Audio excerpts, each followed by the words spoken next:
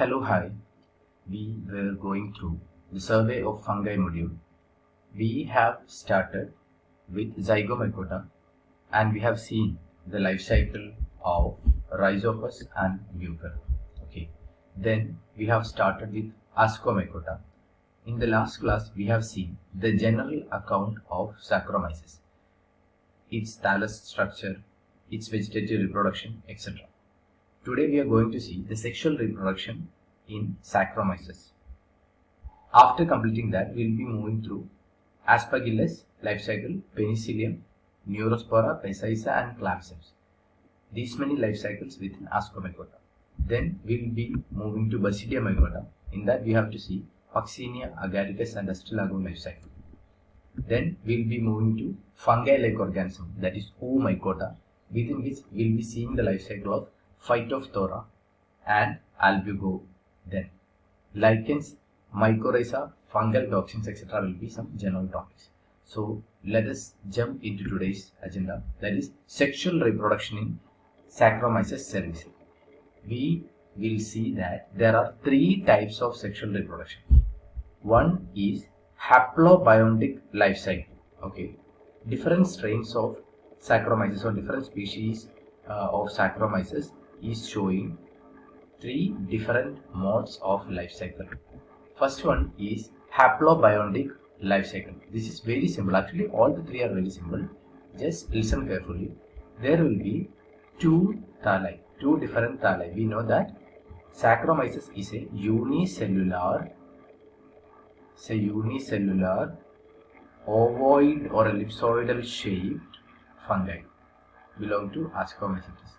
Then two different thalli coming together, that means two different strains, okay, are coming together, two different thalli are coming together and they are coming into contact through a conjugation tube. Okay, now in the conjugation tube, the two nuclei from each of the thalli will be coming to that conjugation tube, and before fusing there will be a little time, a small time. That time period is called plasmogamy. Then after that they will be fusing. That stage is called karyogamy. This fusion leads to formation of zygote. After the formation of zygote or after the karyogamy, this conjugation tube, this was a small area like this, it expands and finally it will be forming a structure like this. Okay, this structure is called ascus, and you can see that after the formation of zygote, it undergoes meiosis.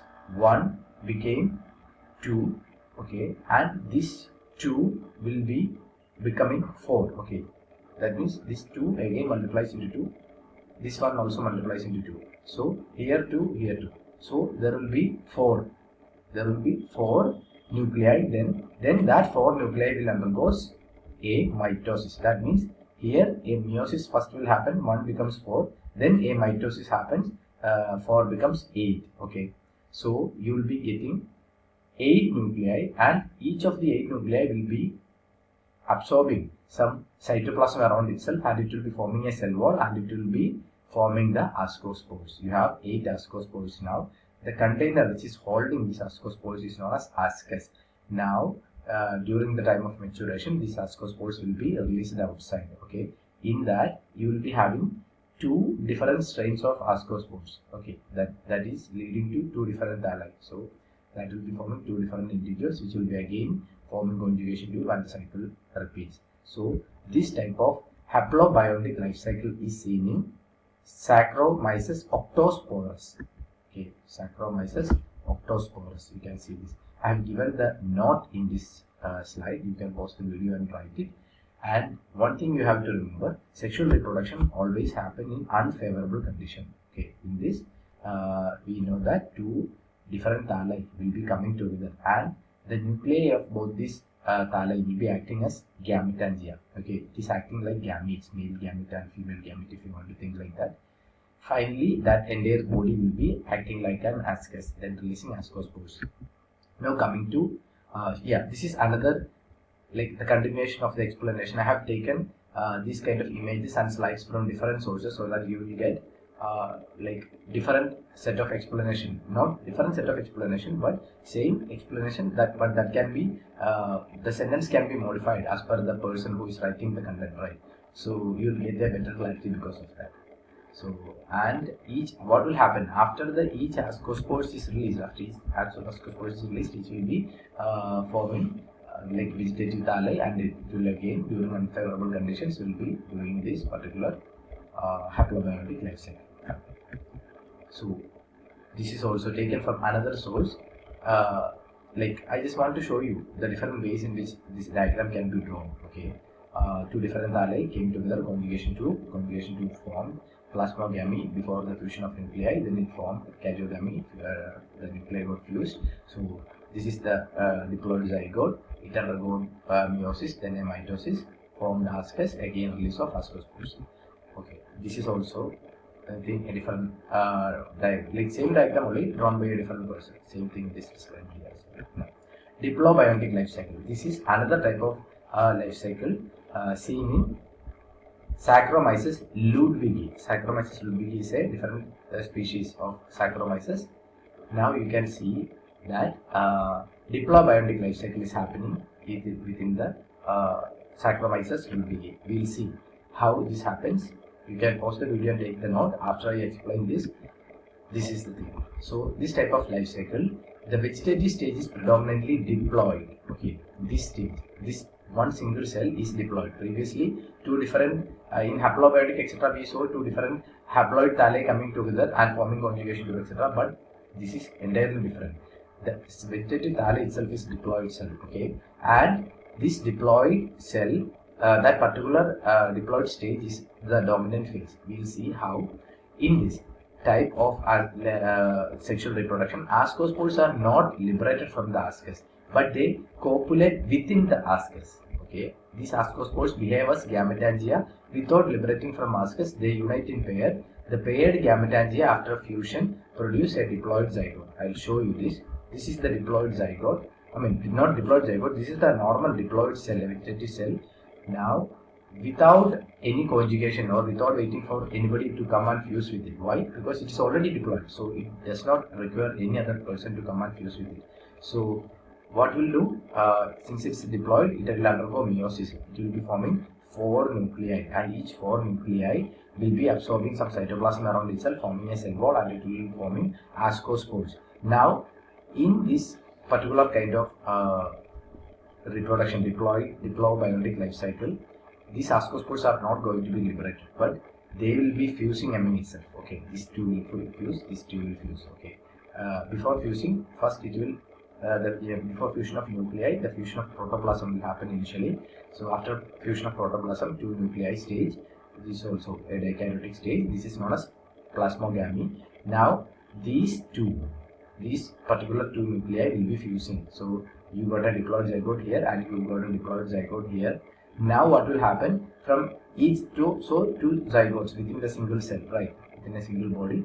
Now if I am taking one of the like cell, like this particular one of the thalli, if I am taking I mean this diploid zygote I am taking, from this a germ tube will be released, and this germ tube will be like germinating, and I mean after germinating it will be releasing a germ tube, and it will be undergoing budding to create new thalli. Okay, and each of the thalli will be a diploid vegetative cell. Why? Because the zygote was diploid, and from the zygote it just germinated without undergoing meiosis and all. So this is diploid phase. There was a single diploid vegetative cell. It has undergone meiosis, and 4 ascospores are produced. 2 of the ascospores will be pairing up, that will be leading to plasmogamy. Then each, like within that particular body, this particular nuclei will be fusing, will be leading to karyogamy. So 2 zygotes are formed. Each of the zygotes will be forming a germination tube or germ tube, and it will be like using budding, it will be forming many thalli, and each of the thalli will be a diploid cell, which will be undergoing the same diplobiontic phase. So it is seen in Saccharomyces ludwigi. Now haplodiplobiontic type. So what will be happening? This type of life cycle is represented by both haploid and diploid phases. That means both are of almost same duration. It is found in Saccharomyces cerevisiae. Okay, so like Saccharomyces octosporus shown haplobiontic life cycle, Saccharomyces ludwigi shown diplobiotic life cycle, and Saccharomyces cerevisiae, our Baker's is showing haplodiplobiotic life cycle. So what will happen? The haploid cells of opposite mating type normally multiply by budding. Okay, whatever we think, there are like haploid cells as vegetative cells. Now opposite mating types behave as gametangia and undergo fusion. I will show you how. That means they are telling that individually they will multiply by budding. That's okay, fine. Now just like we saw in haplobiotic life cycle, two opposite strains of Saccharomyces cerevisiae are coming together. They are acting as gametangia. Now they are going to undergo fusion. Like why we are telling it as gametangia? Because it's sexual reproduction, right? So it's acting like gametes. It is producing like gametes. Okay, the body is gametangia and the nuclei is the gamete. Now the fused gametangia develop a diploid zygote. I'll show you how. Then the diploid zygote, like the haploid cells, undergoes budding and forms many diploid cells. I'll show you how.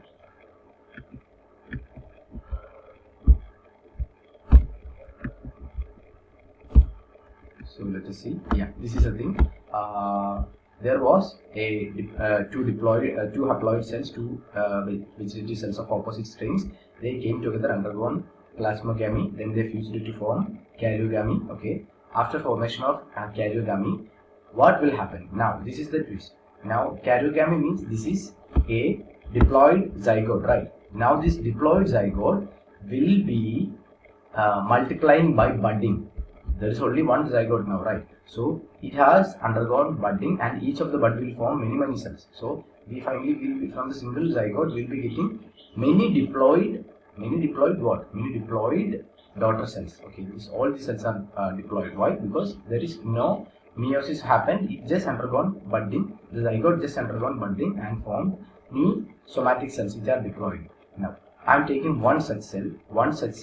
This one cell is undergoing is acting like a parent, and it will be undergoing meiosis to form 4 haploid ascospores. Okay. Now what will happen? These ascospores will be released, and each of the ascospores will be undergoing budding, and it will be forming the parent thalli. Okay. The daughter cell, and which will be again fusing and continuing the cycle. You can see that since 2 different strains initially fuse, the ascospores will be also of 2 different types. There are 4 ascospores. It will be of 2 of one strain and 2 of other strain. Okay, so they will be undergoing budding, and they will be forming new, like many thalli of that particular strain. And one of the thalli I am taking from this strain, and one of the thalli I am taking from this strain. They will be acting like a vegetative thalli of different strain. They will be fusing together, and they will be continuing the cycle. So the top area, this stage is the diploid stage before, like after karyogamy, till before the meiosis is diploid stage. Then we will be getting the ascospore stage, that is the haploid stage. So this is the haplodiplobiotic type of life cycle which is seen in Saccharomyces cerevisiae. Now this is the thing from another sources, same thing only, but shown in a different way, a small difference, but same thing only. You can pause the video and take the notes. Same thing, everything I have explained.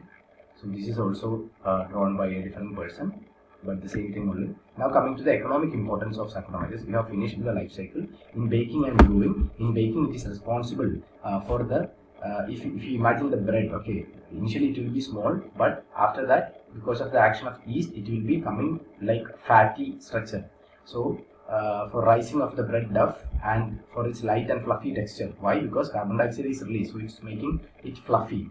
So that's the use in baking industry. In brewing, it can convert sugar to alcohol through the formation of happening of fermentation process, and it will be producing carbon dioxide and alcohol. So sugars are converted into carbon dioxide and alcohol. That is known as fermentation in brewing. In medicine, Saccharomyces boulardii are used to it's a form of Saccharomyces strain only. It's a different strain of Saccharomyces cerevisiae. It is used. It's the medicine which is prepared from Saccharomyces boulardii. Is used as a treatment for preventing diarrhea. Okay, and it is also used for promoting gut bacteria. So it is acting as a probiotic. Then yeast is also used for bioremediation. A different strain of yeast called Yarovia lipolytica. It is used for degrading oil effluents, trinitrotoluene, etc. Then it is used in industrial ethanol production as well. Then in the production of non-alcoholic beverages, Then also as a nutritional supplement it is used. So we are winding up here. In the next video we will see about aspergillus. Thank you.